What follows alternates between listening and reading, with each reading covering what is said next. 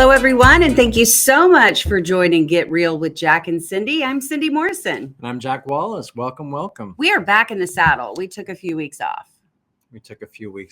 We had good and not so good things happen. And mine were good. Yours were good. Yours weren't good, but mine were good. Mine were not because I became Nurse Ratched. But my husband had knee replacement surgery, so it's the worst. It is the worst. We're now over the hump and doing good. But let's talk about your exciting news that you've been going through the last couple of weeks. Yeah, we had our Broadway boot camp. It was our 10th anniversary, and we had 73 kids for the camp, which is the most you've ever had, right? Yeah, I think. Well, other than the COVID when we did it remotely. True. And then we had, I think, like 63 returning alumni that came in for the final performance, and then 18 kids that came in to do internships, and then I think we had a staff of 18. So it was a lot of moving parts. Yeah, it was a lot of.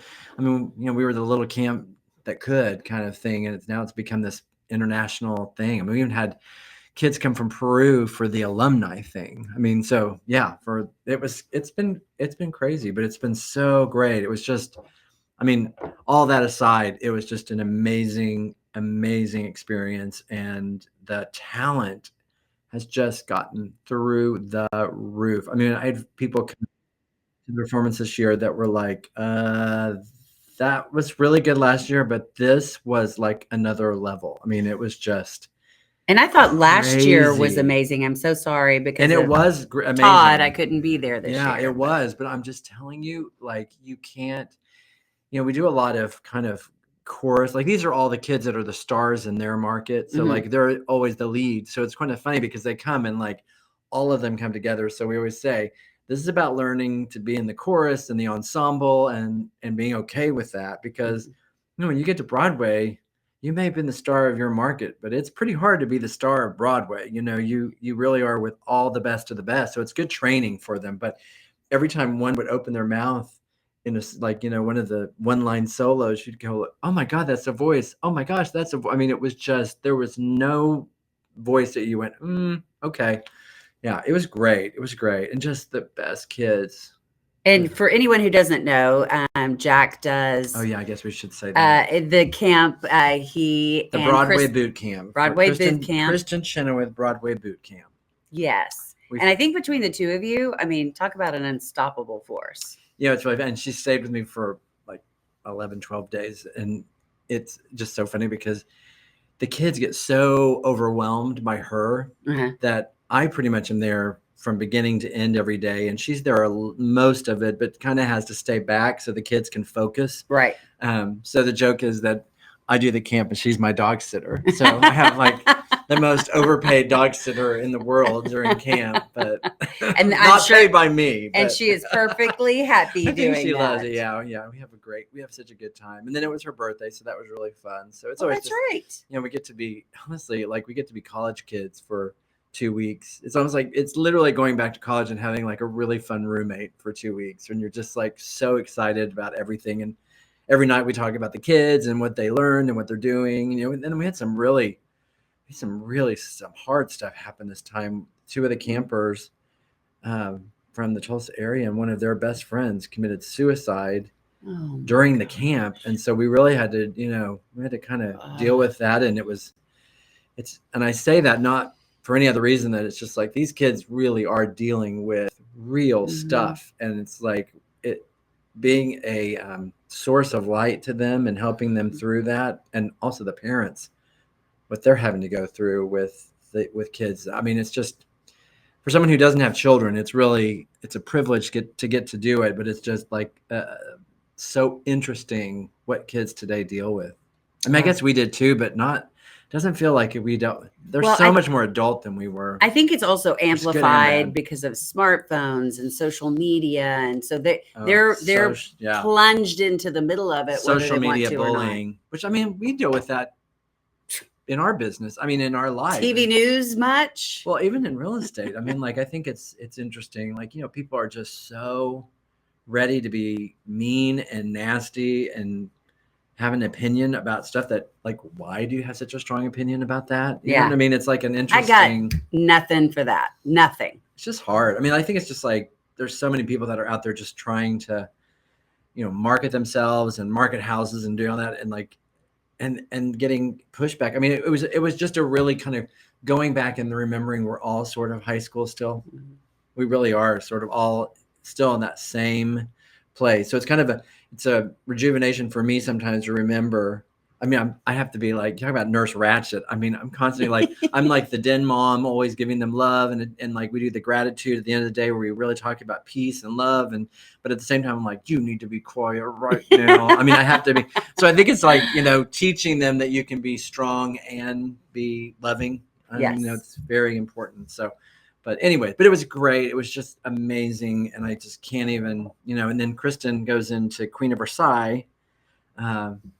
Starts previews October 8th. Oh, really? I can't wait to go see that. I'll be going there quite a bit, but it's interesting because that means she'll be out of, she's at least a year is what she is committed to for the show. So, God forbid God willing, it runs for a year. She may feel like both, but it runs for a year. Then she probably won't be able to be at camp, either all of it or some of it next year. So it was just a really fun year to kind of know that we have, like, because last year she had to miss because she was in previews in Boston. Right. So it just worked out to have that window, and being the 10th year was really, really special. So, well, I love what you guys are doing. I think it's such a boost to so many kids, whether they go into acting or not, whether they go to Broadway. Less. Yeah. And I said that even when I was giving my gratitude award, I said, it's kind of funny for the founder, because I'm one of the founders, of the camp. And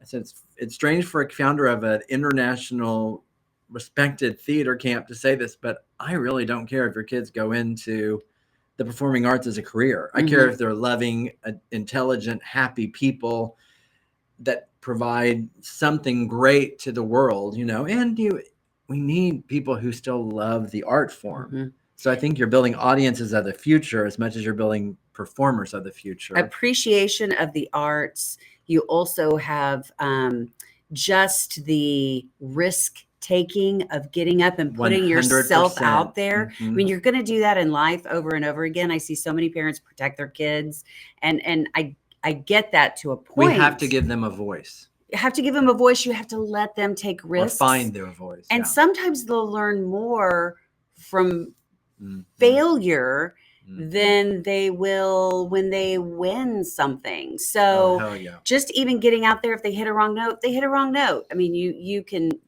go after it again. The thing is, why do we love live theater? We love live theater because you never know what's going to happen. Like Kristin tells a famous story about being in a show, and there were like 10 costume changes. And I think she told us on the podcast, 10 costume changes in like 3 minutes or something, the wigs and hair and everything. And she came down the stairs and was like, something feels weird on my head, and realized that her wig, she had not gotten her wig on. So she's there in full costume, but like with a stocking net on. And she's like, you got to go. And people were in the audience were dying laughing. And she said, if you're in on it with them, then everybody can have fun. And I think that's like live theater is just like, it is exciting whenever something happens and it's not perfect. It's like, okay, well, I did it, and that's where we are. And so life is not perfect. Life is not perfect. It's just not. Yeah. And I always say, like in business, I think it's really, I think we should do more improvisation exercises in business, because it is about improvisation and it's about talking. I mean, even like we always talk about with ChatGPT, how you can go back and forth with it and have dialogue. And I think it's good practice, because I think you do have to be able to speak in a room when people are throwing things at you that you weren't expecting. So yes. I don't know. I'm a big believer in, and I love the art form. It was such a big deal for me when I was a kid. And I mean, to be truthful, it's such a geek out thing, because I'm sitting in the faculty lounge with all of these people that have become my friends, who are like these major Broadway stars that I'm like, oh my God, when I was a kid, to have one of you in my, like, even in my loop of friends, I would have been like this. Right. And to have like so many of them, like I was telling the parents, we were just discussing how you don't have to go into theater to love this. And I said, if you told me that I would have a Rolodex of these people that I could call at any moment, and I never left Tulsa. I never went into theater professionally, but you know, you just bloom where you're planted and just do that. So okay, so not to name drop, but tell us who. Well, I mean, it's people that are a big deal to me, you know, because of being in Broadway, but it's like it's not necessarily the big names. You know what I'm saying? Like it's more Broadway people. But yeah, I mean, for instance, Faith Prince was this huge Broadway star when I was a kid, and she had a CD that was her cabaret, and everybody was in theater. Like they wore the CD out. You had to buy a new one because it was just so good. And then she's one of my very, very best friends. I mean, it's just like that kind of, you know, crazy thing. Or like, you know, Andrea Burns was just with us, and she was the hairdresser in the Heights, and just a famous, you know, like she originated that role, and you just go, oh my God, I've listened to this voice and just love this, and now here this person is like, you know, my buddy. We're hanging out in the lunchroom, talking about recipes or whatever, and they put their pants on people. One leg at a time. Absolutely, and it's a rough business. I mean, like, you know, it's funny because I was discussing how like real estate and performing are so much alike, because you're like auditioning for the listing, then you get the listing, then you got to perform, and don't hit a wrong note. Yeah, the only difference is no one ever applauds me whenever at the closing table, and you don't get like applause. I do. But I mean, it is like, I think that's a weird thing. Like, you know, like I think it would be difficult to come from that profession into another profession and like, well, what about the applause? Like, I thought every time I did something good, everyone applauded me. So yeah. I said that to Kristin. She goes, I would kind of like to have a job where it was more like, you know, just sort of normal. Like, would you really? See that? I don't know. You get used to that. This is why I make closings a party, because there's 180 tasks that we do, you know, from that initial conversation to closing that agents do. Yeah. So I bring champagne. If it's somebody who doesn't drink, I bring the fake champagne. I mean, let's have some bubbles. Here's a gift. Yeah. Made it to the finish celebrate line. this big thing. Yeah. And at the moment, it kind of is a big thing. It is the big thing. Yeah. To get to the finish line. I mean, and I think, yeah, I mean, back to kind of real estate, I think that's the one thing that we're both seeing right now is that it is hard to get to the finish line a lot of the time. You know, used to. I've always said selling the house is, every time you go on, there's all this information about how to sell your house, how to buy a house, and that's all great. But like, it isn't really the thing that realtors really make their money, as far as I'm concerned. You really make your money by getting it from sold to closed, to get it actually over the finish line, because there's so much that happens from getting it sold until you actually close that can go wrong. And people forget, not even go wrong, they just decide to go. If you're listing a property, you're spending money. If you are an agent who markets, which you should be, but you're spending money, and if that contract runs out and it hasn't sold, that's money out of your pocket that you never get back. If you have a buyer, you may look for 3 years and then they decide, no, I'm just going to stay with my lease.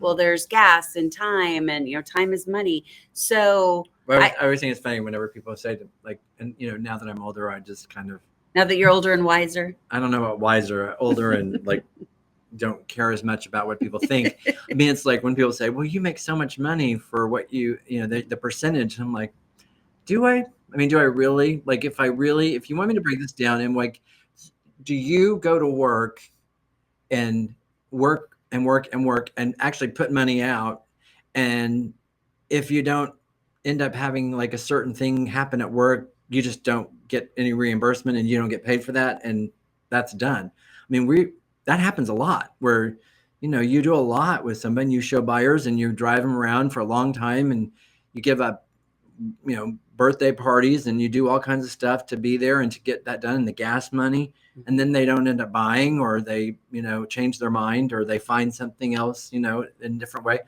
Or listing, you spend all that money on video and on promotion and on ads, and then it just doesn't sell, and they just decide to take it off the market. I mean, like, there's a lot of things. So we have a lot of money that goes out that we don't get compensated for. And there's the education part. I mean, you and I were the first 2 agents in the state to become AI certified. Absolutely. I've spent a ton of money on learning new tools, new tricks. You really, truly do. I mean, I'm glad I get to learn it from you and don't have to spend the money. Even like I've now learned how to take pictures and turn them into videos from your listing photos. And I know there are people out there that do it, but the fact is that's how I don't play Sudoku or, Mahjong or any of those things. Same way. I get into video editing or Chat GPT, or it's like, I don't even watch cable anymore. I'm just on Chat GPT, like going, exactly. What about this, blah, blah, blah. Exactly. So I wanted to learn it because you can pay anywhere from $50 to $600 for somebody to do this. I wanted to know how to fish. Yeah. Yes, exactly. Because then no matter whether it's a $200 property or $2 million property, I can make sure they all get the same treatment because there is a big commission difference between those two. But then you get into, so your time in learning that, but then also your time in implementing that compared to if you spent the money to have it done. So how much is your time worth? I mean, like that's, so people go, well, give me the dollars of what you spent. It's like, okay, I can do that, but it's not just the dollars. It's also the hours and the skills. But I enjoy it coming from TV news. Absolutely. So if you said, Cindy, Kathy Birch is no longer going to do your taxes, you have to do that. And you have to put all that together and you have to figure out the laws. Okay. Yeah, no, that will never happen. Right. But video editing and the fact that I can jump in and get some stuff done quickly that I know that I need, to me, two totally different things because yes, time is money, but I enjoy those things. So and that makes a difference. I think that, and also, you can get any attorney you want to represent you when you're going into a trial. But typically people want someone who specializes in what they're being sued for or tried for. And they want someone who has a track record of winning. And they want someone who has, so it's like all the years of doing this and building your expertise and knowing like when this happens, this is what we need to do. And this is a strategy without having to like, I mean, that is valuable. And that's the other thing too. Like, I think that's what I was trying to say earlier, but I was being a little snarky, but it's like, okay, if you don't feel like you see my premium value, because I think I'm actually a real deal because I don't overcharge what I do, but I give you a hell of a lot of years of experience and I get deals done. I mean, not every deal gets done. They don't. And I think right now, and no agent has a 100% close rate. No agent. We had the highest level of contract cancellation in the history of real estate ever. There's never been a higher rate of cancellation of contracts than there is right now. Even over like 84, 85? Never. This is the most 2008, 2009. That tells you something. And it's weird because there's not, it used to be that you had sort of smoking gun, like the economics were changing so much and people were losing their job at the last minute. Hopefully that's not what's happening. I think more what's happening now is just that people are finding out what the actual costs are, or they're getting the insurance plus the taxes plus the higher interest rate. I mean, like all those things, and they're just kind of like, oh my gosh, or they just get so overwhelmed by any kind of issues with the house that they don't want to tackle and take on. And now that you say that, I've had two this year on two of my biggest properties. One, a darling couple put the money in, we did the inspections, and then they decided, oh, no, we want to build a shed and we can't afford the shed and the house payment. So they backed out during the TRR period. I mean, who could see that coming? Yeah, exactly. That one. And then they have every right to do it. I mean, that's the way the law is written. It's not necessarily ethical that they did that, because like maybe that should have been something they looked into a little bit before they bought the house. You would think. Yeah. You would think. Oh, and I love they wait till the very last of the inspection period to do everything and then make the decision. I just had one where they extended a day to cancel, and it was everything was great. Oh, no. But I mean, it's another one. No reason. Another one, something happened with their financing and canceled. And here's the deal. If you are going to put a contract in on a house, be 100% sure, or at least 98% sure. You're going to have your inspections to see if there's anything wrong. You have this time to back out with your earnest money, but do not.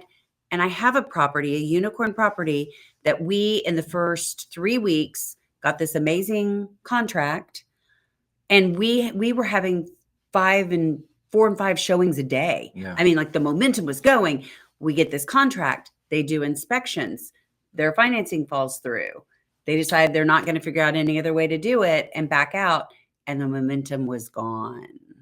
It's hard. So it's so hard. If you think there might be a question with your finances, if you think this might not be the right house, be sure. It gets into pre-qualification compared to pre-approvals. I mean, like, there's, at a certain level of pricing, I think maybe we should really be more into And this was a local lender, so I felt really good about their approval. I also a local very good lender. It doesn't necessarily mean too that their financing wasn't that they could. It's kind of like you can get insurance for a house, but how much is that insurance going to be? You know what I'm saying? Like, they may have qualified for that financing, but it was just when they looked at what it was going to be and what they were going to have to do every month, they were like, I mean, and you can't blame people, but again, you'd think they would kind of get that clue earlier on. I don't know. I'm seeing more of that now that you say that. And people don't care. I think as hard as it does feel like the buyers don't care what it does to that seller who's now they've packed their house up and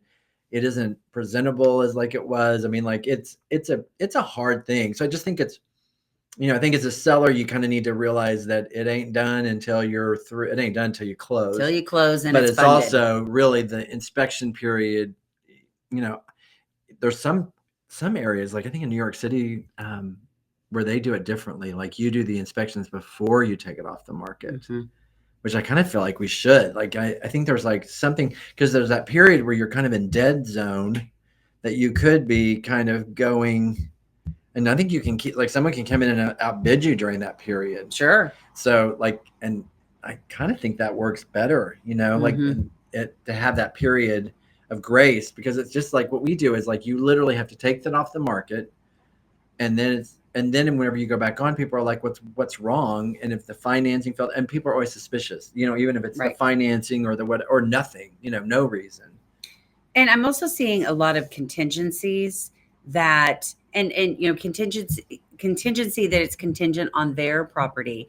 I'm seeing a lot more not contingent where they already have a contract on their house, but contingent that the sale of their home. Sale of the home has to, it stays active on the market, but it's active but contingent. And basically, it's a contingent on successful closing if you have financing most of the time, anyways, because that's a part of their financing part, right?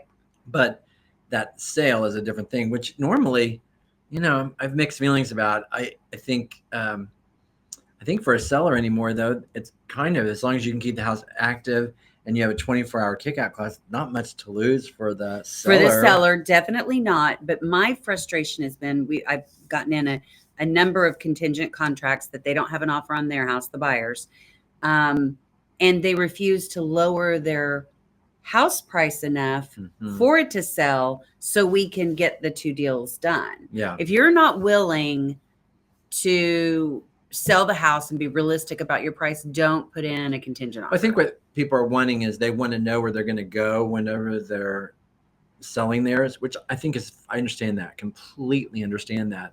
But the problem is, for that privilege, you're going to have to make a few sacrifices maybe to get that, because the other people have their timeline too. Sure. So, I just think that's where, again, this is why we make the money that we make, because we are an intermediary between 2 emotional parties going through a very emotional transaction. It's not like on the stock market where, the price of this stock today is at this moment is this number. So you just click buy and you're done. I mean, there's a lot more moving parts, a whole lot more moving parts to this than that. Sure. Well, I tell you what, next week, let's talk specifically about pricing your house to sell.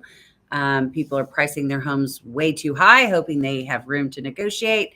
We're going to talk specifically about that. But now that we've had our What I Learned This Summer episode. Exactly. So, well, good. I'm so glad camp went great. And I'm glad Todd is doing better. He's or at least you're out of the house. He is doing so much better. My husband is not a grumpy man. Whoa. He was very grumpy that first week. And they've come a long way. They really have, because John had it a long time ago and it was horrible.